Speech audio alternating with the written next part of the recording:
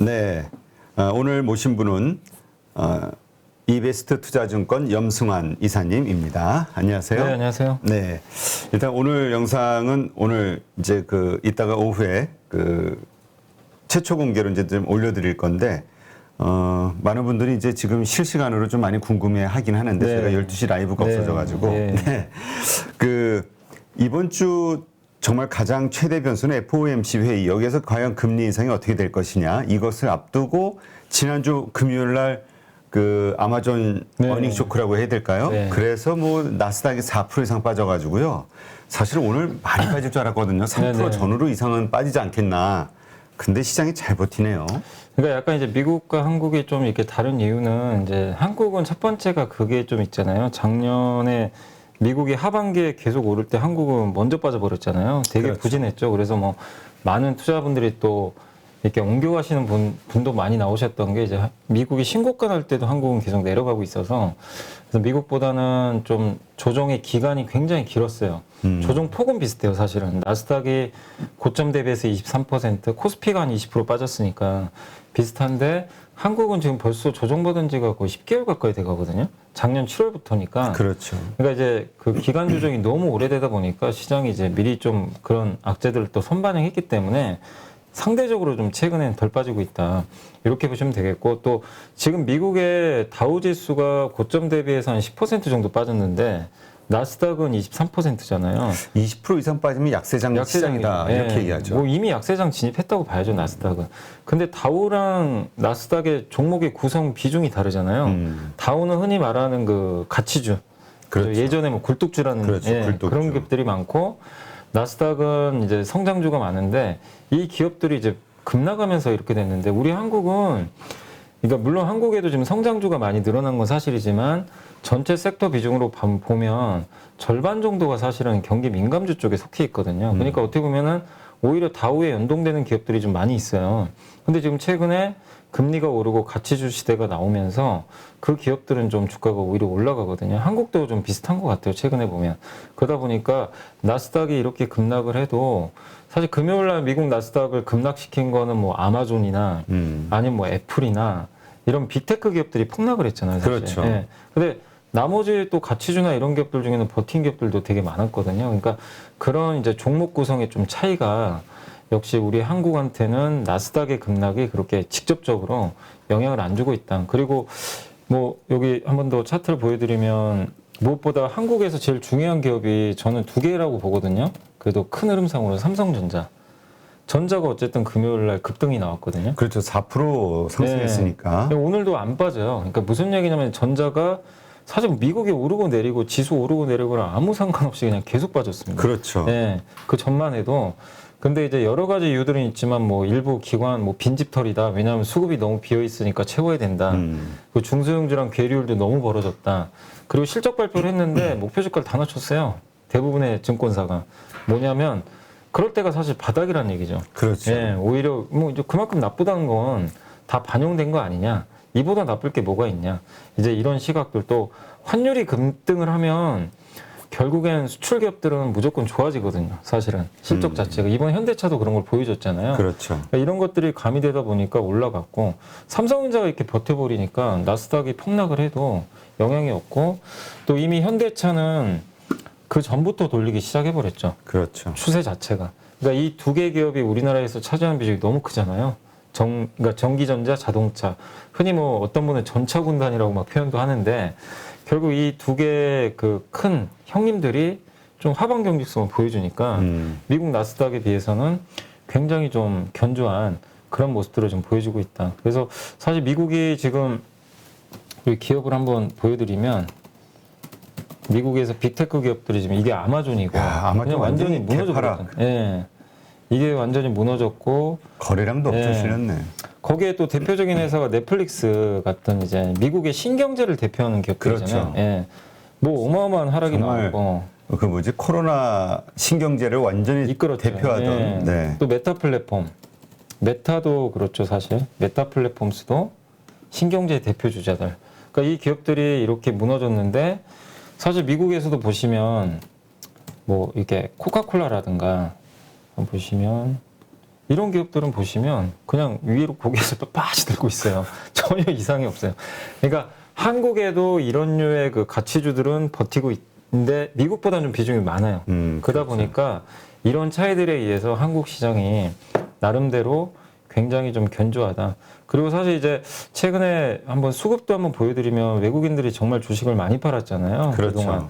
근데 보시면 4월 27일이죠. 지난주 목요일까지 그냥 뭐 끝도 없이 팔았습니다. 근데 지금 지난주 금요일 날 매도가 줄기 시작하더라고요. 그리고 수요일까지 팔았고 목요일 줄고 금요일 날 매수하고 오늘도 매도는 나오는데 미국이 급락한 거에 비하면 굉장히 적게 팔고 있거든요. 그러니까 이런 부분들이 결국엔 수급도 좀 우호적으로 좀 바뀌면서 한국 시장이 버티고 있는 이유가 아닌가. 다만 좀 아쉬운 거는 버티고는 있는데 오르는 힘은 약해요, 사실. 아직까지는. 그렇지만 확실히 한국은 좀 하방 경직성은 많이 확보가 돼 있다.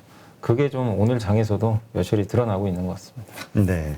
하여튼 참 알 수 없네요. 네. 아니 정말 야 오늘 오전까지만 해도 그냥 에휴, 이번 주는 그냥 죽었다. 포기하신 분은 많으실 죽었다 거예요. 생각하고 네. 그래서 저도 그래 이번 주부터 좀 주식 좀 사볼까? 네. 그러고 이제 딱 HTS 저 증거세에다 돈 좀 예탁금 조금 집어넣고 있는 거 현금. 그리고 준비를 했더니 역시 네. 시장은 예상대로 안 가는구나. 네, 맞아요. 또 어느 날은 나스닥이 너무 올라서 흥분했는데 그렇지. 빠지는 날도 있어요, 사실. 그래서 항상 시장은 좀 먼저 움직이는 것 같습니다, 국내 증시가. 네. 하여튼 삼성전자와 현대차의 선방. 네네. 이게 이제 우리 한국 증시를 버텨. 그리고 이제 우리 경제 자체가 아무래도 굴뚝산업이 많다 보니까 네. 이제 여기에서 이유를 찾는다. 자, 이제 이번 주 우리 이제 5월 5일 날은 연휴니까 이번 주에 발표되는 금리 인상 이후에 증시는 어떻게 될까? 정말 갑론을박이에요. 네. 팽팽하게 그때서부터 본격적으로 하락은 크게 될 거다.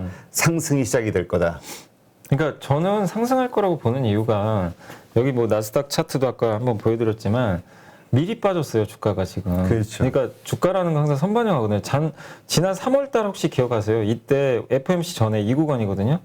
이 구간에서 FOMC 전에 빠졌다가 FOMC 끝나자마자 달려갔습니다. 끝나고 나서 사실 좋은 뉴스는 없었어요.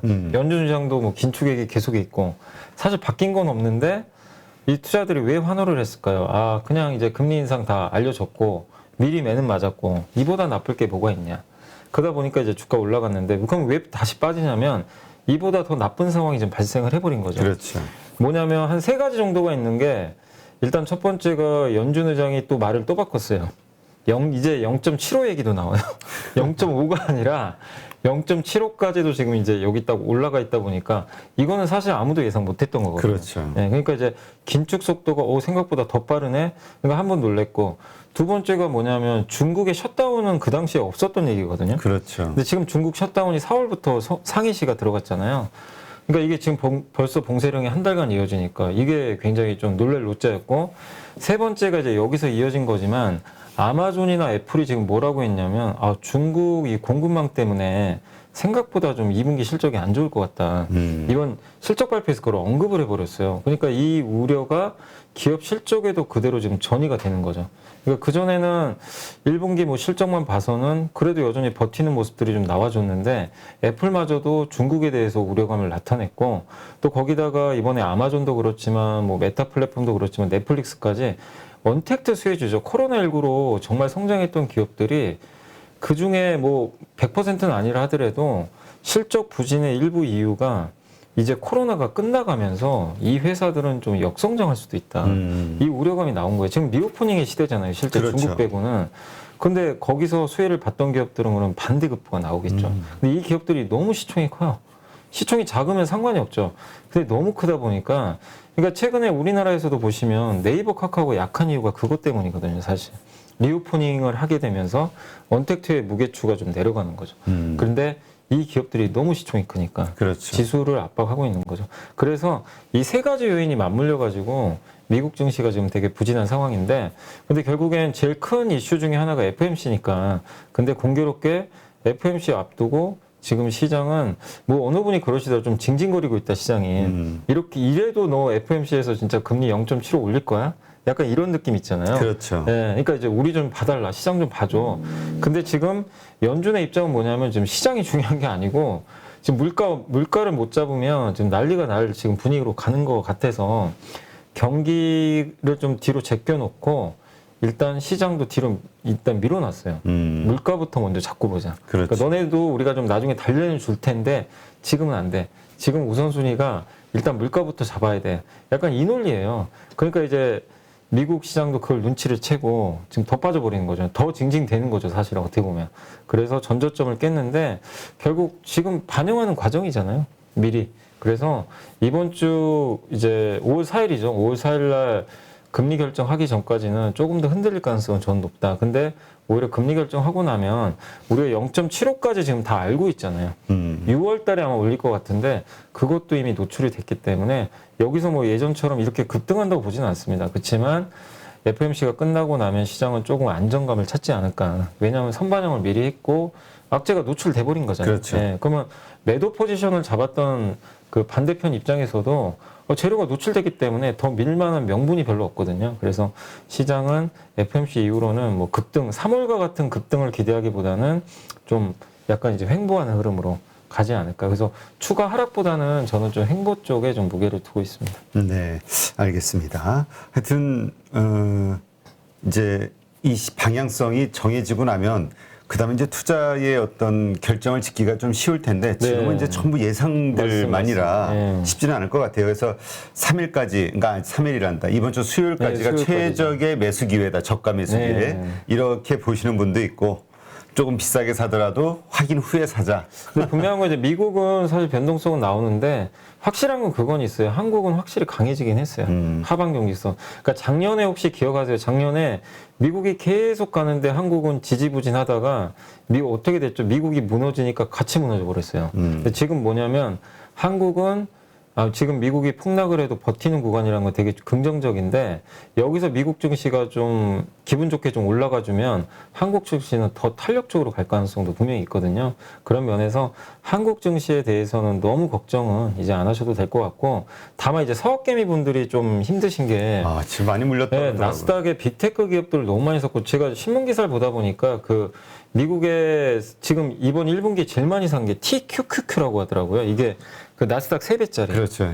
레버리지. 네, 레버리지. 그게 손실률이 한 마이너스 50% 가까이 되거든요. 올해 연초 대비. 그래서 그 어떤 이제 국회의원이 요청을 해서 자료를 제출했던 그 기사가 나와 있는데 평균 단가까지 계산을 해봤대요. 그랬더니 그걸 사신 투자자들의 평균 손실이 지금 마이너스 30% 정도 된다고 합니다. 그러니까 그만큼 서학개미 분들이 좀 나스닥이 왜냐하면 왜 이렇게 매수를 많이 하셨냐면 지난 몇 년간 이게 한 번도 실패한 적이 없었어요. 나스닥 그렇죠. 대형주를 사면 무조건 수익 났어요. 그냥 이렇게 바이더 딥이라 그러죠. 폭락할 때 대충 사놓으면 그냥 일단 다 올라갔어요. 근데 지금은 예전하고 다르거든요. 사실 여러분들이 좀 이제 유념하셔야 될 게 과거에 그랬으니까 앞으로도 이럴 거야. 이런 경우는 사실 영원히 이어지진 않아요. 몇 번은 맞을 수 있다 하더라도. 근데 과거처럼 나스닥 빅테크들이 힘든 건 아까도 설명을 해드렸잖아요. 금리가 올라가는 거는 뭐 그럴 수 있어요. 이건 당연히 교과서적인 얘기니까. 근데 그만큼 성장해주면 돼요. 근데 지금 걱정하는 거 금리 인상뿐만이 아니라 아마존이나 이런 빅테크 기업들이 이제 성장할 수 있을까? 그렇죠. 이게 진짜 퀘스천 마크가 생겨버린 거예요. 그래서 여러분들이 그냥 이제 앞으로 투자를 미국에서 하실 때 주의하실 게 그냥 빅테크 이름값이 딱 앞에 있으니까 이번에 사면 올라가겠지 이러시면 안 되고 그 안에서도 잘 선별하셔야 되고 그래서 저는 애플과 테슬라는 버틸 것 같아요. 왜냐하면 아무리 인플레가 와도 중국에 공급망이 생겨도 애플 충성 고객이 너무 많아요. 브랜드 파워가 예. 사실 코카콜라도 같이 주지만 브랜드 그렇죠. 파워가 엄청나잖아요. 근데 아마존 아니면 넷플릭스 이런 기업들은 이제 인건비 올라가고 물류망 이제 뭐 아니면 구독 취소 당하고 있는데 경쟁은 점점 치열해지거든요. 그러니까 여러분들이 앞에 이름값만 보지 마시고 진짜 브랜드 파워가 있는 기업인지 이거를 면밀히 좀 체크를 하셔서 선별을 좀 잘해야 되는 그런 좀 구간인 것 같습니다. 네. 자, 한국 시장 결국 이제 상승하기 위해서는 이제 외국인들이 좀 사줘야 되는데 네네. 지금 뭐 계속 엄청나게 매도를 해온 상태에서 네. 지금 환율은 계속해서 예. 뭐 1265원대. 네. 그렇죠. 70원 왔다 갔다 하니까 어떻습니까? 이 환율이 결국 또 변수가 되지 않을까? 그리고 얼마 전에 우리 수출 지표 나왔지만 무역 수지 네. 연속 2분 두 달째죠. 네네네. 지금 계속 이렇게 적자 보고 있고. 그러니까 이게 환율이 떨어지려면 결국엔 이제 그 여러 가지 이유들이 있지만 첫 번째가 결국 환율은 그 나라의 펀더멘탈이잖아요. 그러니까 원화 가치가 올라가는 거는 환율이 떨어진다는 얘기인데 지금 반대로 원화 가치가 떨어지니까 올라가는 거죠. 결국 우리나라 경제에 대해서 부정적으로 보는 시각이 많다는 얘기고 그 원인은 뭐 다 알고 계실 거예요. 첫 번째가 중국의 봉쇄령. 우리나라 경제 25%에 수출의 25%가 중국이에요. 중국에 달려있기 때문에 중국의 셧다운이 지금 끝나질 않고 있습니다. 이 부분이 당연히 영향을 주고 있고 두 번째가 뭐죠? 원자재 가격이 너무 올라가서 이번에 무역수지 또 적자 났잖아요. 그러니까 이런 것들이 결국엔 이제 우리나라 경제에 이제 어두운 그림자가 되는 거죠. 그래서 매출은 좋은데 이러다 영업이익이 감소하면 어떡하나 이 우려감이 우리나라 원화 가치를 좀 약세로 만드는 이유 중에 하나가 아닌가. 일단 이렇게 보고 있고 두 번째가 환율이라는 거는 상대국가의 통화 가치잖아요. 그렇죠. 상대평가. 근데 달러가 너무 강하잖아요. 그럼 달러가 강한 이유를 분석하시면 달러가 강한 이유는 첫 번째가 엔화나 유로화가 너무 약해요. 지금 뭐 아시겠죠? 엔화가 정말 요새 계속 약하잖아요. 그래서 엔화가 약한 이유는 결국 그거거든요. 일본은 에너지를 다 수입을 해요. 우리나라랑 비슷한데 근데 이 수입 물가가 이제 계속 올라가는 상태인 그 구간에서 근데 사실은 그럼에도 불구하고 일본은요 아직도 디플레예요. 물가가 안 올라간대요. 그렇죠. 그러니까 참 독특한 나라죠. 다른 나라들은 지금 다 인플레 때문에 지금 난리가 났는데. 그러니까 지금 뭐 엔저 현상이 네. 심각하다고 하잖아요. 네. 근데 일본은 지금 디플레 상태다 보니까 무슨 얘기가 나오냐면 채권 매입한다 해야 된다. 다른 나라들은 다 금리 올리고 있는데 일본 지금 중앙은행에서 뭐라고 했냐면 이번에도 채권 매입할 거다. 그럼 뭐죠? 돈을 푼다는 얘기잖아요. 그렇죠. 그 나라 돈을 풀면 공급이 늘어나서 그 나라 통화는 약해지고 반대편 통화는 강해지죠. 그러니까 미국은 금리를 올리니까 통화 강세, 일본은 금리를 낮추니까 당연히 통화 약세. 그럼 뭐죠? 엔화는 약해지고 달러는 강해지니까 당연히 달러는 더 강해지는 거죠. 거기에 유럽도 지금 미국보다는 경기가 좀 안 좋잖아요. 왜냐하면은 바로 옆에서 지금 전쟁이 나고 있으니까 그렇죠. 타격을 많이 받아요. 그러니까 유로화도 강해지기가 힘들어요. 유로화가 엔화가 차지하는 비중이 달러에서 70%나 된대요. 그러다면 어떻게 되겠습니까? 당연히 달러는 더 강해지고 그리고 달러가 또 강한 이유 중에 하나는 항상 달러는 위기 때 강하잖아요. 그래서 안전자산. 그러니까 지금 위기잖아요. 사실 모든 국면들이. 그러니까 달러는 더 강해지고 그리고 미국은 금리를 또 세게 올릴 거고. 그러니까 이런 조건들이 그러니까 원달러 환율이 안 오르는 게 더 이상한 거죠, 사실은. 그렇죠. 우리가 분석을 해보면. 근데 이제 관건은 그래서 이거를 이제 반영을 했는데 앞으로 1,300원 넘을 거냐, 어떨 거냐가 좀 중요한데 1,300원까지 간다고 보시는 분들도 꽤 계시더라고요. 근데 그걸 넘어선다는 건 코로나19 위기 때보다 더 심하다는 건데 그 정도 위기 국면은 아니라고 저는 보거든요. 그래서 어느 정도 지금 선반 정도 됐고 또 환율이 올라가면서 좋은 게 어쨌든 하나는 있어요. 우리나라 수출 기업들 실적은 좋아져요. 그렇죠. 그죠? 그거는 또 긍정의 효과잖아요. 이번에 현대차가 보여줬죠. 삼성전자나. 그렇죠. 그래서 환율이 올라가면서 우리나라 기업들의 경쟁력은 분명히 플러스가 되니까 이 부분은 좋아질 수 있는 거거든요. 그럼 결국엔 아까 말씀드린 그런 악재들은 언젠가 희석이 조금씩 되겠죠. 희석이 되는 상황에서 우리나라 기업들의 실적은 좋아질 거고 그러면 환율은 또 안정화되겠죠. 그래서 당장 원달러 환율이 내려가긴 좀 어렵지만 1200원대 후반에선 좀 고점을 형성한 후로 이런 리스크들이 조금이라도 완화되면 원달러 환율은 1200원 이제 50원 밑으로 전 떨어질 수 있다고 보고 있습니다. 단 그게 뭐 한 달 안에 된다는 게 아니라 좀 점진적으로 안정화될 수 있기 때문에 환율은 좀 시간은 좀 걸리겠지만 좀 고점엔 다가오고 있다. 이렇게 좀 판단을 하고 있습니다. 네. 지금 우리 그 환율과 관련해서도 이제 외국인들이 매도하는 이유기도 하지만 네. 지금 삼성전자 정말 많이 빠졌잖아요. 네네네. 다들 바닥권이라는 거는 많이 인정을 하는데 이게 언제 오르겠어? 이거 들어갔다간 또 시간 한참 걸리는 거 아니야? 혹은 뭐 5만 원대까지 가는 거 아니야? 이렇게 심지어 맞아요. 보는 분도 있으니까 어쨌든 외국인은 계속 매도하고 개인들이 사고 있단 말이죠. 네네. 오히려 이럴 때 이게 맞는 투자법인지 아니면 이렇게 개인들이 많이 들어가서 오히려 더 힘들어지는 게 아닌지 상승이 어려워지는 게 아닌지 이런 걱정하시는 분도 있거든요. 근데 사실은 이제 개인 투자분들은 항상 이게 대부분 그렇잖아요. 급 나갈 때 사요. 이게 뭐 항상 있었던 공식이잖아요. 급 나가면 사고 개인들은 사고 조금이라도 오르면 팔고 실제 이거 수급 한번 보시면 제가 한번 보여드릴 텐데 지난주 금요일 날 삼성전자가 급등했잖아요. 그렇죠. 근데 여기 보세요. 삼성전자를 개인 투자분들이 420만 주 팔아버렸어요. 야. 오르자마자. 그러니까 그냥 삼성전자 주가랑 반대로 하세요, 거의. 그러니까 이거 가지고 뭐, 그러니까 저는 장기 투자하시는 분들이 삼성전자를 지금 뭐 워런 버핏도 그런 얘기 하잖아요. 공포에 살아. 안 좋을 때. 사실 지금 삼성전자 누가 봐도 좋은 거 없잖아요. 그렇죠. 뭐 최악이란 얘기 나오고. 근데 이 회사가 앞으로 몇 년 후에도 계속 안 좋을 거냐 그렇게 생각하는 또 분은 또 별로 없을 거예요. 그래서 위기인데 위기 때 공포에 살아는 게 항상 워런 버핏의 투자 원칙 중에 하나고 이번에 워런 버핏도 그 버크셔 회사의 주총이 열렸잖아요. 또 국내에서도 많은 분들이 가서 유튜브 막 중계도 하시더라고요. 거기서 뭐냐면 몇 분기 만에 주식을 좀 샀대요. 아, 그래요? 1분기에 너무 많이 빠져가지고 쇼핑을 좀 했다고 하더라고요. 워런 버핏이. 무슨 얘기냐면 쌀 때 샀다는 얘기죠. 그러니까 삼성전자를 그런 관점에서 나는 난 장기 투자하기 위해서 들어갔다. 그런 분이라면 뭐 이렇게 오히려 하락할 때가 더 좋을 수 있죠. 근데 다만 삼성전자가 그냥 단기적으로 올라가겠지 하고 그냥 좀 투기적으로 사신 분들 입장에서는 물렸을 거예요. 왜냐면 7만 원 깨지면서부터 계속 들어왔으니까. 그렇죠.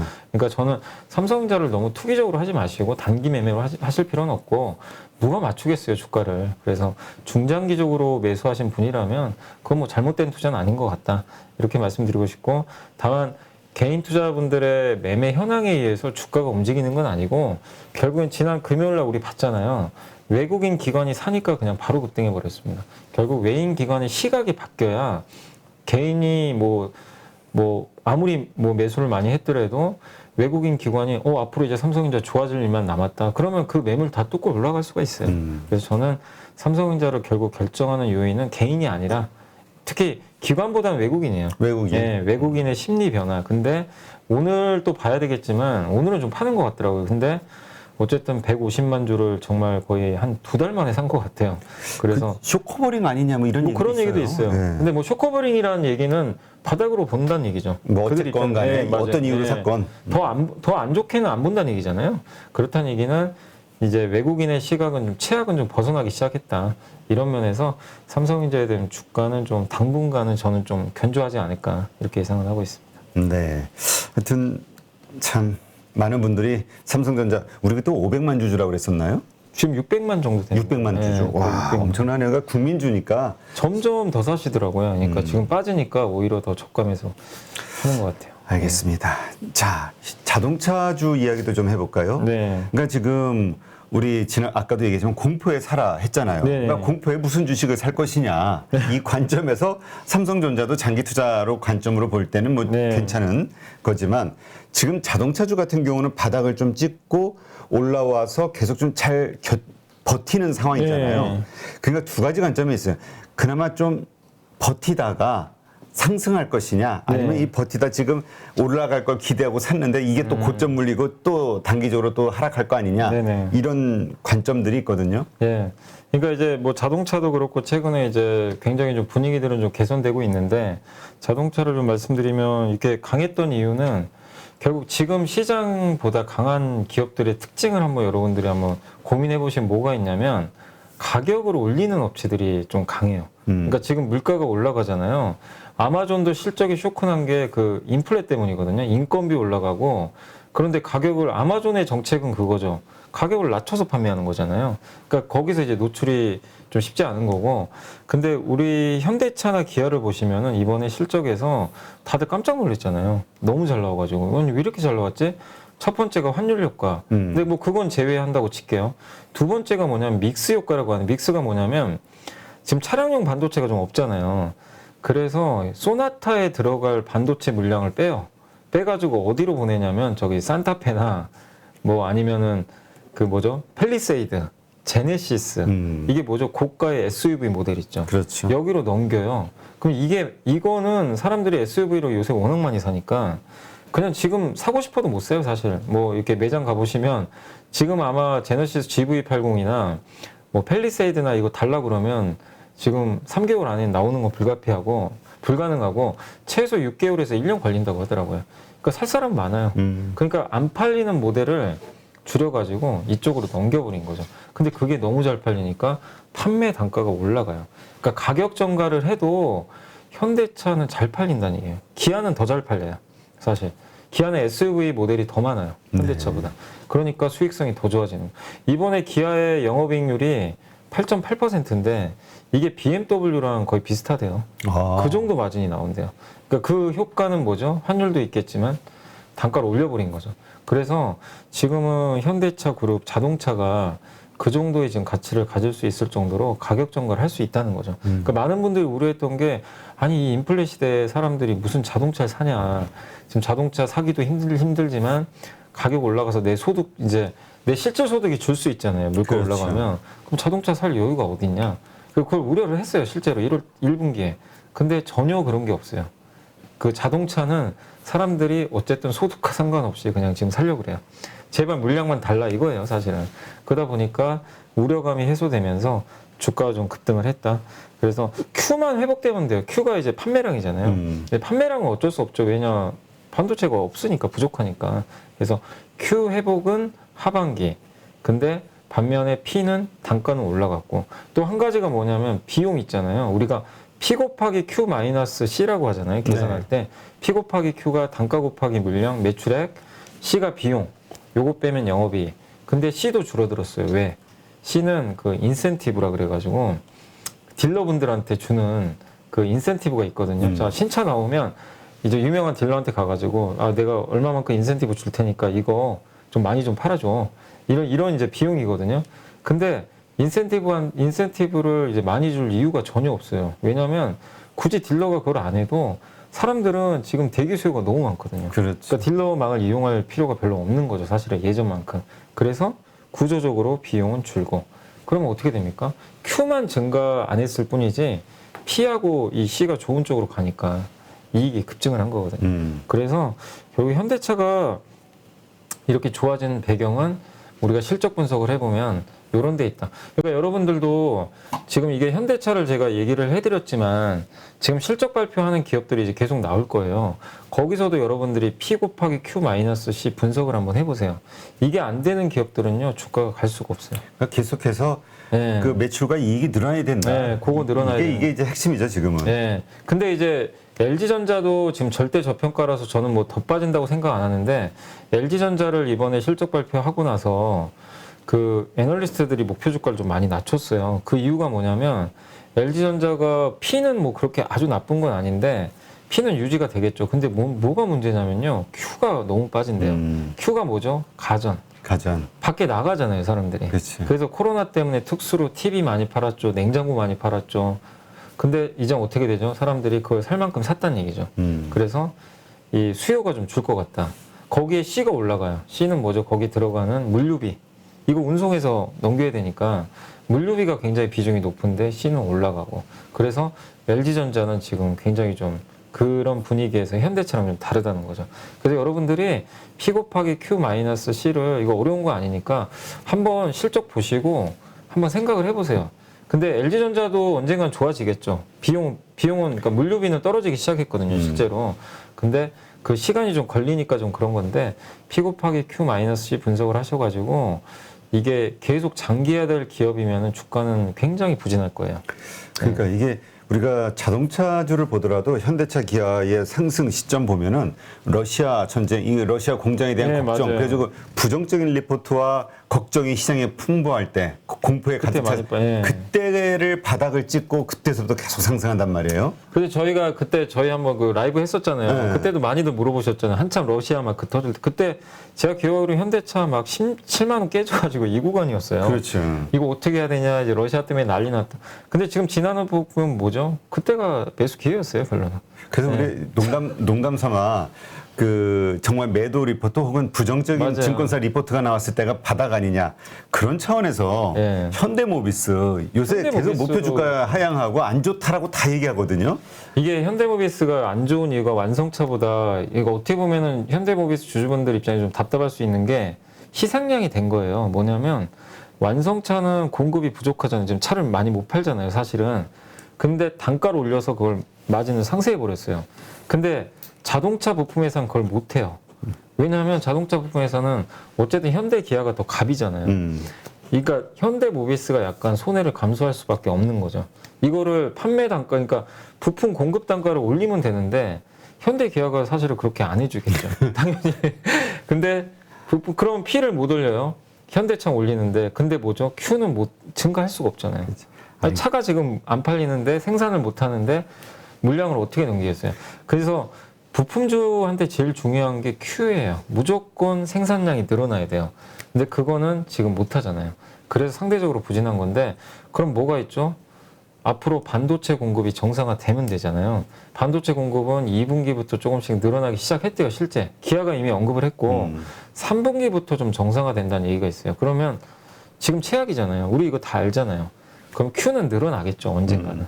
그래서 마치 그 현대차, 기아가 그 러시아 때문에 급락했을 때랑 비슷하게 지금 모비스도 좀 그런 단계 아닌가. 그러니까 이거보다 더 나빠질까, 요걸 고민하면 그거는 이제 좀 정점은 지나가는 것 같아요. 아니, 예. 그러니까 좀 재밌는 게 현대차의 지배 주주잖아요. 뭐 현대모비스가. 실제적인 지주회사로 봐야죠. 그치, 예, 그죠. 지주회사죠, 실질적으로. 그러면은 원래 법칙상으로는 현대차 기아에다가 야, 그냥- 비싸게 가져가 이렇게 해야 되는데 못하죠.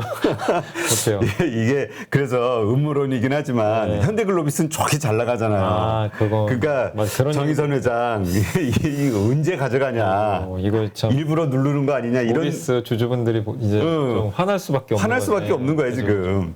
이게 그게 만약에 사실이면 진짜 뭐 근데 그치. 우리가 알 수는 없어요, 솔직히. 알 수 없죠. 그건 알 수는 그럼 없는데. 어쨌든 우리 일반적으로는 힘이 있는 쪽은 사실 모비스잖아요. 네. 그렇죠? 지분을 갖고 있기 때문에 그러면 오히려 여기가 어떻게든 좀 덜 피해를 보기 위해서 해야 되는데 그래서 그런 얘기도 있더라고요. 빨리 좀 지배 구조를 재편하는 게 맞아요. 모비스한테는 유리하다. 근데 지금 아직 이게 좀 늘어질 수밖에 없었던 게 현대 엔지니어링이 상장이 연기돼 버렸잖아요. 그렇죠. 근데 그 회사가 상장이 되면 정의성 회장이 아마 지분을 매각할 가능성이 높거든요. 근데 그 지분을 팔아가지고 모비스 지분을 살 거란 얘기가 되게 많았어요. 근데 그게 이제 무산돼 버린 거죠. 그래서 좀 연기가 된 것도 모비스 주가에는 좀 부정적인데, 근데 다만 이제 너무 지배구조 이슈보다도 그쵸. 결국 펀더멘탈이니까. 근데 여기서 더 나빠질 이제 요인은 별로 없는 것 같아요. 그래서 조금씩 개선되지 않을까 싶습니다. 수출 데이터 보니까 현대차 기아는 확실히 수출이 늘어났는데 늘어났어요. 여기는 오히려 마이너스 4%더라고요. 맞아요. 부품은 좀 안 좋았어요. 네. 아, 현대모비스가 아니라 부품주들이. 부품 전체가. 전체가. 네, 맞습니다. 예, 하여튼 현대모비스 워낙 댓글로 고민들을 많이 얘기하셔서 네. 근데 뭐 그때도 완성차가 안 좋을 때도 비슷했잖아요. 사실은 그렇죠. 깜깜했는데 지금 바뀐 것처럼 모비스는 그러니까 제일 중요한 게 그거예요. 부품 회사에서 제일 중요한 거는 차량용 반도체가 언제부터 늘어날 거냐 이것만 보면 되거든요. 그렇죠. 근데 지금 기아가 그걸 언급을 해줬어요. 이번 IR에서 공급 좀 조금씩 늘어나기 시작했다. 그렇다면 부품도 이제 최악은 지나간다는 얘기니까 한번 좀 기다려보는 전략 좀 필요할 것 같습니다. 일단 그렇다면 현대차, 기아 일단 이 앞단의 이 네. 자동차주들 지금의 상승은 일시적인 반등이냐 아니면 지속적인 상승의 시작으로 봐야 되냐? 일단 저는- 어떻게 이해할까요? 저는 좀 지속될 거라고 봐요. 왜냐하면 그러니까 주가가 올라갈 때, 그러니까 기아도 한 20% 올랐잖아요, 바닥에서. 그렇죠. 올라갈 때 여러분들이 보셔야 될 게 이게 일시적인 호재인지 구조적인 걸 우리가 생각을 해야 되거든요. 그러니까 옛날에 아마 작년이었죠. 작년에 그때 기아가 급등할 때 기아나 현대차가 요 구간이죠. 요때 기억하시죠? 이때 올라간 거는 뭐였죠? 애플카 때문에. 그렇죠. 이거는 일시적이었죠. 사실 뭐 애플카 하지도 않았고, 근데 그때는 할 것도 같았지만 어쨌든 불확실했지만 실적이 좋아서 간 건 아니었거든요. 그냥 단지 재료죠. 아, 애플카 할 것 같아. 그 스토리죠. 애플카 하면 이제 앞으로 기아의 위상이 이만큼 올라갈 거고. 근데 어떻게 됐죠? 실제로는 아무것도 없었죠. 그래서 주가 부러진 거고. 근데 지금 올라가는 건 뭐죠? 애플카 아무 상관이 없어요.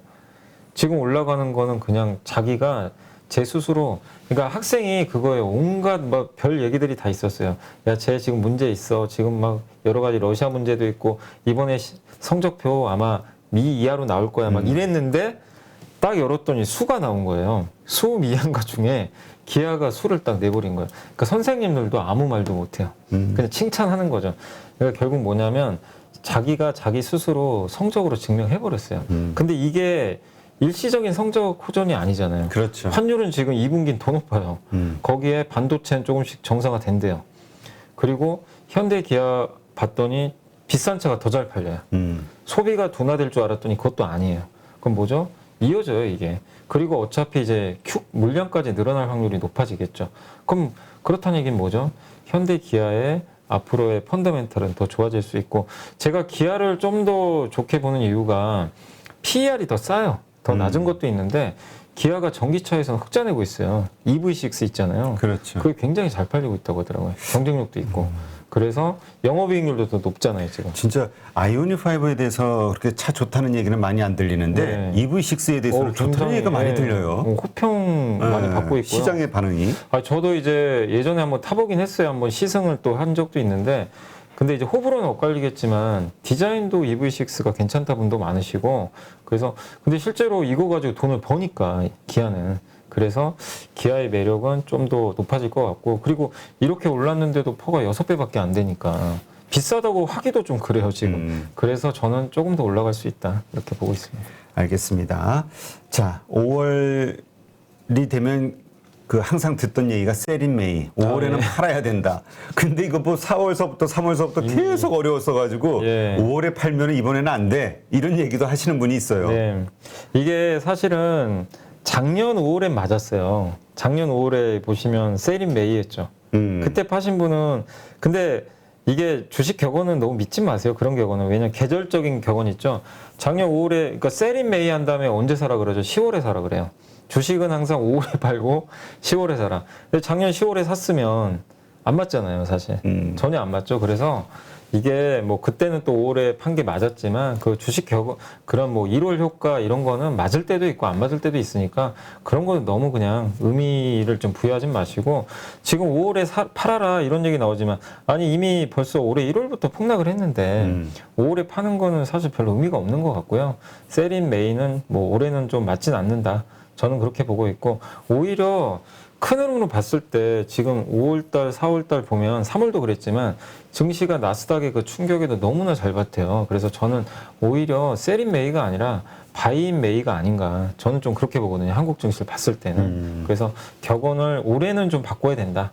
오히려 모르겠어요. 뭐 10월에 팔아야 될지도 모르죠. 뭐 만약에 많이 올라갔으면 그래야 될지도 뭐 그건 이제 나중 문제지만 5월에 이미 미리 선조정, 그리고 우리나라 월봉 보시면 작년 7월부터 빠졌거든요.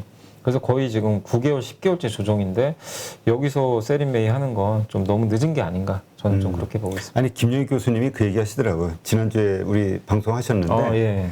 5월에 사서 5월에는 주가 상승이 좀 시작이 될 것이고 뭔가 본인 데이터로는 그러고 10월 정도에는 팔아야 된다. 반대네요. 그러니까 우리 격언과 거의 반대네요, 지금. 그렇게 생각을 하시더라고요. 네. 그리고 내년 상반기에 상당히 큰 조정이, 그러니까 그 상당히 큰 조정이 온다는 거는 지금의 인플레이션을 잡으려는 노력, 경기의 경기 침체, 침체를 예상하시는구나. 이게 그냥 현실화된다. 이렇게 보시죠. 네. 일단 근데 이제 그런 거는 현재 상황인 거고, 거기에 맞춰서 이제 정부나 연준이나 이런 곳들에서 어떤 대응을 내놓느냐에 따라 또 맞죠, 상황은 달라질 맞죠. 수 있겠죠. 예, 맞습니다. 예. 하여튼 참 이게 또 주가는 공포의 벽을 타고 오른다. 이런 말도 있잖아요. 근데 주가는 항상 그런 것 같아요. 이제 모두가 많이 너무 걱정을 하면 오히려 올라가기 시작하고 또 낙관론이 퍼지면요, 주가는 또 잘 안 가고, 특히 삼성전자가 그런 게 많이 보였어요. 삼성전자가 작년에 보면 그 작년에 뭐였죠? 삼성전자가 그 겨울이 온다 그래가지고 윈터 이즈 커밍. 네, 그때 한번 삼성전자가 그때도 리포트가 정점이었어요. 네, 그때 여기였어요. 하이닉스 정말 많이 여기인가 올랐어요. 여기였던 걸로 제가 기억이 나요. 근데 그때 오히려 리포트가 나오고 나서 오히려 주가가 급등을 해버렸고, 그리고 올해 연초하고 작년 말에 또 낙관론이 되게 많이 펴졌잖아요. 반대로 지금 급나가고. 지금은 다 비관적이에요. 삼성전자를 좋게 보는 분 거의 없습니다, 지금. 누구한테 물어봐도. 네, 근데 오히려 지금은 그 과거의 경험을 보면은 비관론이 너무 팽배해요, 또. 그렇죠. 그래서 또 반대급부 현상이 나올 수 있으니까. 근데 이 반도체 전문가분들 이렇게 올해 또 트레이딩 하시거나 반도체 투자하시면 다 그 얘기는 공통적으로 하더라고요. 비관적일 때 사래요. 그게 맞대요, 반도체는. 그리고 너무 낙관론이니까 다 좋다는 얘기 들리면은 사지 말고 오히려 비중 줄여야 되고. 그게 왜냐하면 삼성전자나 이런 하이닉스가 너무 빨리 반영을 한대요, 미래를. 그러니까 지금 낙관적인 건 지금 낙관적인 거잖아요. 그러면 반도체는 사이클을 타니까 낙관적이다 꺾이거든요. 근데 이 꺾이는 걸 미리 선반영을 해요, 항상 주가가. 근데 우리가 얘기할 때는 지금 당장 좋은 걸 또 얘기를 하니까. 예. 그래서 항상 삼성전자나 이런 하이닉스 투자하실 땐 이렇게 비관론이 팽배할 때 좀 사시고, 반대로 몇 달 후에 혹시라도 또 낙관론이 너무 많아지면 그땐 좀 조심하시고 그게 좀 맞는 좀 전략인 것 같습니다. 네, 알겠습니다.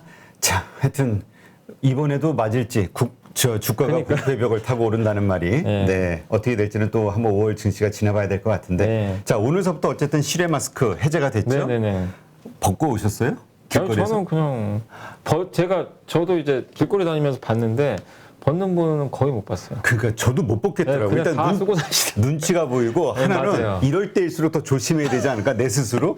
아니 맞아요. 벗고 다니는 건 문제가 아니라 내가 걸릴까 봐. 네, 맞아요. 또 이거 괜히 나 혼자 이거 벗었다가 그래서 아직은 야외 마스크 벗는 거는 사실 좀 사람들 지금 심리도 좀 그래서 잘 모르기도 할 거고 벗기는 첫날이라. 좀 쉽진 않을 것 같아요. 근데 이제 그런 건 있죠. 이제 어쨌든 정부 규제가 좀 완화됐으니까 어쨌든 이제 시간이 지나면 야외에서 마스크 벗는 사람들이 늘어날 거고 그리고 이제 여름이 다가오거든요. 그렇죠. 그러면은 더 벗을 확률이 높아져요. 그래서 분위기는 잡혔다. 다만 이게 바로 되는 건 아니기 때문에 그래서 야외 마스크 그러니까 이걸 통해서 우리가 느낄 수 있는 건 이제 진짜 우리나라는 코로나 거의 끝나가는구나. 지금 확진자도 많이 준 것 같더라고요. 2만 명 뭐 네, 오늘 아침 맞아요. 뉴스 보니까 얼마 전에 그 50만 명까지 갔다가 지금 2만 명대니까 많이 줄었으니까 확실히 한국은 일단 리오프닝은 시작은 됐다. 이렇게 보는 게 좀 맞는 것 같습니다. 이런 데이터를 볼수록 중국에게 좀 시진핑에게 보여주면서 중국이요? 빨리 좀 풀으라고 하고 싶은 마음이 자꾸 생겨. 근데 저도 답답한 게 중국은 지금 상해가 그래도 절반 정도 봉쇄는 풀어줬는데 그래도 여전히 셧다운 상황이고 시진핑 주석도 제로 코로나 포기 안 한다고 했거든요. 그렇죠. 언급을 했고 그리고 지금 이제 중국의 제일 문제가 베이징시거든요. 베이징시도 지금 이번에 그 주말에 제가 뉴스를 찾아보니까 베이징시가 지금 그러니까 이번 주 수요일까지 중국이 노동절로 휴장이 그러니까 다 쉬잖아요. 연휴인데 밖에 나가서 식사하지 말라고 명령을 내렸대요. 그러니까 뭐냐면 집에서 그냥 배달 음식만 시켜 먹으라는 명령을 하달을 했다고 합니다. 그럼 밖에 사람들 못 나가요, 실제로는. 그러니까 어떻게 보면 준 봉쇄령과 좀 비슷한 것 같고 그리고 중국 상해시가 아직은 확진자가 높진 않은데 미리 예방하는 것 같고요. 또 거기다가 중국 그 베이징시죠. 베이징시 한 2천만 인구한테 뭐라고 했냐면 PCR 검사를 주기적으로 받으라 그랬대요. 계속해서. 그거 굉장히 좀 불편하잖아요. 받는 것도. 그건 뭐냐면 사람들이 경제 활동을 제대로 하기가 굉장히 어려워져요. 그래서 우리나라는 리오프닝 하고 이런 건 좋은데 중국 정부가 일단 아직까지는 제로 코로나 정책을 전혀 풀 생각이 없어서 이거는 한국 경제에는 굉장한 좀 부담이 될 수밖에 없다. 사실 한국만 부담인 게 아니라 미국에도 부담이고 글로벌 경기에도 다 부담이 될 수밖에 없기 때문에 좀 5월 안에 좀 중국이 봉쇄령을 저도 좀 개인적으로 풀어줬으면 하는 바람인데 아직은 잘 모르겠어요. 정책을 바꿀 지금 상황은 아닌 것 같아서 좀 부담스럽긴 합니다. 네, 사실 우리 시장, 뭐 사실 우리만이 아니라 일본 시장도 지금 뭐 약보합이니까 이게 다 버틸 수 있는 건 중국 시장이 오늘 시기 때문이 아닐까 싶기도 해요. 만약에 중국에서 뭐 지금 급락, 뭐 또 안 좋은 모습 보였으면 네, 좀 지금 나오는 뉴스들 보니까 중국 외환 보유가 4천조인데 러시아가 이번에 그 해외 자산들이 다 동결되면서 그냥 위기에 빠지는 거 보고 네. 막 은행장들 불러들여서 점검하고 뭐 네. 외환 규제할 뭐 여러 가지 뉴스가 나온단 말이에요. 네. 하여튼 뭐 미국이 저렇게 폭락한 상황에서 중국이 잘 못 버텼을 것 같다는 생각이 드는 거죠. 네. 그랬으면 또 우리도 아마 되게 힘들지 않았을까. 그죠. 영향을 좀 받았을 수도 있어요. 지금 이제 중국 같은 경우, 이제 일본은 좀 약보합에서 좀 잘 버티는데 중국 같은 경우 3일 휴장이니까. 근데 중국에서 어쨌든 지금 주말에 나왔던 뉴스는 좋은 뉴스는 인프라 투자 많이 할 거다. 경기 부양할 거다. 무조건 5.5% 달성하기 위해서 노력하겠다. 근데 그러면서도 또 한편으로는 제로 코로나 포기 안 한다. 말이 안 되거든요. 그러니까 이율배반적인 거예요. 그래서 중국 증시가 개장했을 때 뭐 폭락은 안 하겠지만 어쨌든 좀 변동성은 나왔겠죠. 근데 중국이 최근에 차트 보시면 좀 올랐거든요. 한 3, 4일간 급반등은 했어요. 근데 두려운 건 또 저러다 쌍바닥식으로 또 내려갈 수도 있잖아요. 한 번 그렇죠. 더. 예. 이중 바닥이라고 하는데 그래서 중국 증시는 이번 주 수요일까지 이제 어쨌든 휴장이고 목요일 날 오픈하는데 또 한국은 목요일 날이 어린이날이에요. 그래서 중국 증시 영향은 이제 금요일 날부터 본격적으로 받게 되니까 그때부터 또 중국도 신경을 써야 될 것 같습니다. 아무튼 중국에 대해서 우리가 이제 반영은 하고 있어요. 지금 뭐 셧다운 다오 이런 것들은 주가 지수에 충분히 이제 반영을 하고 있는데 중국 스스로가 언제쯤 그러니까 봉쇄령을 조금이라도 좀 완화해주면 좋겠는데 그걸 언제쯤 정책을 좀 바꿀지 그게 좀 관건이 될 것 같습니다. 네. 아이고, 하여튼 어려워요. 근데 하여튼 그래도 긍정적인 거는 왜 공동부유제니 뭐니 이런 것들 이슈 내걸면서 기술주들 탄압이 있었잖아요. 플랫폼 예, 기업들. 있었죠, 많았죠. 그것이 이제 뭐 좀 경제 부양을 위해서 워낙 어려우니까 좀 제재를 좀 풀겠다 이런 뉴스도 좀 나오던데요. 네, 맞아요. 그래서 그 중국 증시가 이렇게 홍콩도 그렇고 급등했던 이유가 지난 주말에 금요일 날 급등했던 게 알리바바나 뭐 이런 텐센트 같은 기업들 규제 좀 완화하겠다. 그게 그 뉴스가 좀 돌았었어요, 실제. 주가도 워낙 많이 빠졌었고. 그래서 이제 그런 부분들은 중국 증시에 또 긍정적이고. 그러니까 중국 정부 당국도 이 자본시장이 망가지는 것까지 원치는 않아요. 뭐 망가져봐야 돈 유출되고 그러니까. 그렇죠. 그래서 적절하게 개입을 잘한 것 같고 어쨌든 지금은. 그리고 중국의 시진핑 주석도 또 그 언급을 했거든요. 그 중국에서 지난주 말이었던 것 같아요. 증권거래세 인하한다. 그 뉴스도 나왔어요. 그러니까 거래세 인하하는 거는 예전에도 한 번씩 있었거든요. 왜냐하면 이렇게 좀 위기가 좀 생길 때마다. 그래서 투자 심리 호전에는 긍정적으로 작용할 수 있을 것 같습니다. 그래서 중국 증시는 그런 이제 이슈들을 바탕으로 해서 어느 정도 좀 하방 경직성 확보는 돼 있다라고 보셔도 좋을 것 같습니다. 네. 자, 그러면 이러한 전반적인 상황 하에서 우리가 5월에 좀 기대해 볼 만한 주식이 있다면 어떤 게 있을까요? 유망주? 일단 이제 그 리오프닝이 좀 가시화됐잖아요. 근데 그렇죠. 리오프닝 주들은 좀 투자하기가 굉장히 어려운 게 미리 다 선반영을 해가지고. 그러게요. 네, 그러니까 많은 분들이 리오프닝 뭐 할 거 뭐 있나 막 이런 얘기들 하시는데 막상 보면요 주가들이 벌써 올라와 있고 어떤 기업들은 고점 찍고 막 급나가는 경우도 되게 많아요. 특히 선반영. 엔터주들. 네. 엔터주들은 그 사회적 거리두기가 해제된 날부터 급락을 해버렸어요. 왜냐 콘서트를 할 수 있는데도 미리 선반영 돼가지고 그래서 좀 이쪽에서 좀 못 오른 게 좀 뭐가 있을까 그걸 보시면 좀 의류 회사들 괜찮은 것 같아요. 실제 의류. 지금 백화점에서 옷이 잘 팔리고 있고 왜냐하면 이제 사람들이 밖에 나가고 그 어젠가 이 주말에 누가 SNS에서 이 올린 거 보니까 롯데월드나 그 에버랜드에 사람들이 좀 바글바글 하더라고요. 타질 못한대요. 뭐냐면 이제 가벼운 옷차림으로 놀러 나가겠죠. 그렇죠. 그래서 캐주얼 의류 잘 만드는 기업들 한번 체크해 보시면 좀 좋을 것 같고 그 다음에 이제 지난 그 몇 달 동안 또 최악인 업종 중에 하나가 사실은 석유화학도 저는 한번 반등은 할 것 같아요. 석유화학 뭐 금호석유나 롯데케미칼 같은 건데 사실 이쪽은 아무도 지금 건들질 않으려고 해요. 유가 오르죠. 거기다 경기 안 좋죠. 수요 꺾이죠. 그럼 아무도 건들지 않습니다. 뭐냐면 최악인 거죠, 사실. 최악인 업종도 이거를 장기 투자라는 얘기가 아니라 5월 한 달 정도는 트레이딩 할 수 있지 않을까. 그리고 중국 정부가 저는 부양책 분명히 쓴다고 보거든요. 부양책 쓰면 인프라 투자 얘기 나오니까 이쪽 그 석유화학 아니면 철강도 괜찮아요. 철강은 실적도 좋고 하니까 이쪽 소재 쪽도 한번 보시면 좀 좋을 것 우리 같고. 경기 민감주. 네, 경기 민감주 너무 안 좋았잖아요. 특히 철강과 석유화학이 좀 안 좋았거든요. 근데 저는 개인적으로 철강을 좀 좋게 보는 게 철강은 실적도 좋아요, 사실. 네, 주가도 싸니까 한번 눈여겨 보시고 그 다음에 리오프닝하면 또 수혜주로 많이 부상하는 업종 중에 하나가 그 제약회사. 왜냐하면 처방의약품. 실제 사람들이 이제 약국에 많이 가거든요. 병원도 가고. 그래서 처방의약품 특히 동아 제약이 만드는 그 바카스도 요새 좀 잘 팔리나 봐요. 사람들이 이제 많이 방문을 하니까 단가도 올렸고 그래서 실제 약국이나 병원 갔을 때 그 의약품 매출이 늘어날 수 있는 그런 이 대형 제약사들 있잖아요. 신약 개발하는 회사들은 뭐 우리가 모르니까 그런 기업들보다는 실제 숫자가 나오는 처방의약품 회사들도 한번 보시면 되겠고 그리고 아까 제가 석유화학 기업들 역발상으로 한번 보자고 했는데 철강이나 또 역발상으로 볼 만한 업종이 지금 최악인 업종 중에 하나가 MLCC 스마트폰 쪽 있죠. 그렇죠. 중국이 지금 너무 안 좋잖아요. 스마트폰이 안 팔리니까 그래서 MLCC 대표 주자가 삼성전기거든요. 정말 많이 빠졌어요. 근데 삼성전기가 다른 건 다 잘하는데 MLCC가 못한다는 게 아니라요. 반도체랑 똑같아요. 이제 안 팔리겠지. 공급이 줄겠지. 중국이 저 모양인데 MLCC가 많이 들어갈까? 이 우려감. 그래서 반영을 했잖아요. 근데 중국도 결국엔 조금씩은 이제 이 셧다운 리스크가 언젠간 완화될 거예요. 그래서 그 터닝 포인트를 한 6월로 보더라고요. 근데 주가는 항상 먼저 가니까. 그래서 5월에는 요 MLCC 쪽도 한번 봐보자. 그리고 삼성전기 같은 기업들은 1분기 실적 발표를 했는데 그 악조건에서도 좋은 실적도 내줬거든요. 그 숫자도 검증돼 있으니까 이런 기업들 위주로. 그러니까 그동안 좀 안 좋았지만 좀 회복될 수 있는 역발상 투자 한번 해보자. 그렇게 한번 말씀을 드리고 싶습니다. 네. 그 혹시나 하는 차원에서 그러니까 우리가 이제 앞서 가서 이제 좀 예상해 보는 차원에서요. 지금 환율이 우리가 원 달러가 이제 그러니까 달러가 강세다 보니까 이제 수출주들이 지금 좋은 영향을 받는 거잖아요. 네, 이익이 그건 늘어나는 그렇죠. 거죠.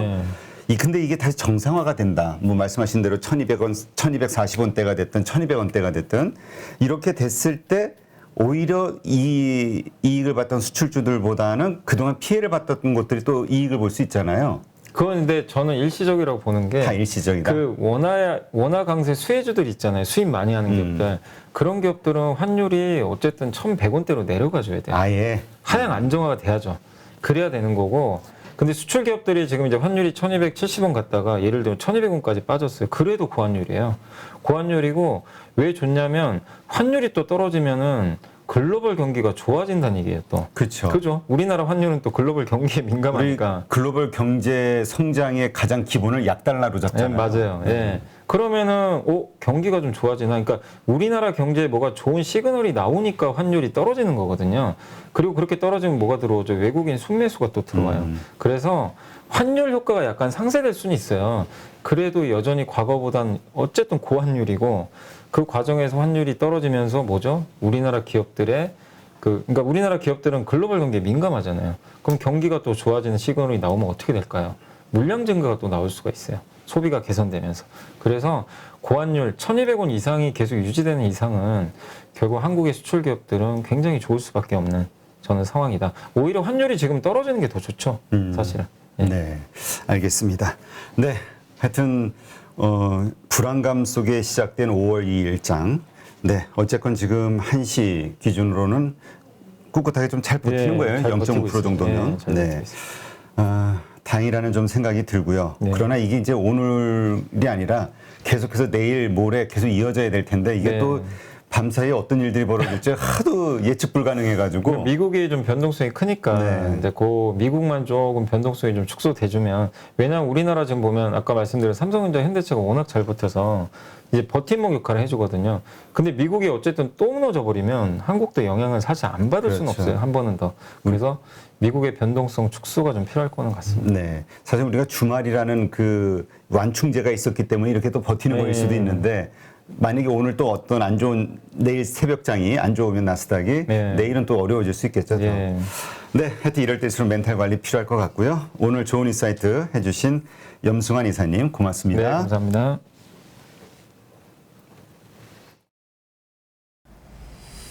안녕하세요. 815 모니톡 시청자 여러분, 이베스트 투자증권의 염승환 이사입니다.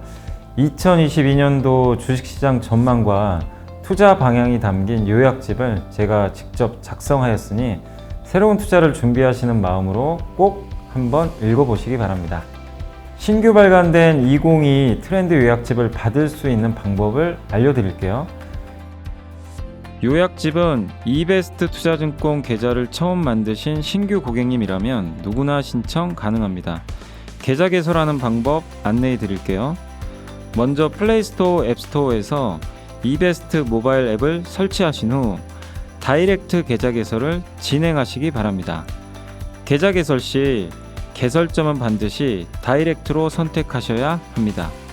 마지막으로 이벤트 코드란에 815를 입력하시면 이벤트 신청이 완료됩니다. 이벤트 신청 고객님께는 요약집뿐만이 아니라 주식 투자 시 바로 사용 가능한 주식 상품권 5,000원권도 저희가 입금해 드리니 참여하셔서 혜택 모두 꼭 받아가셨으면 좋겠습니다. 2022년 주식시장 전망과 메가 트렌드 산업 내용, 주식 트렌드 요약집에서 꼭 확인해 보세요.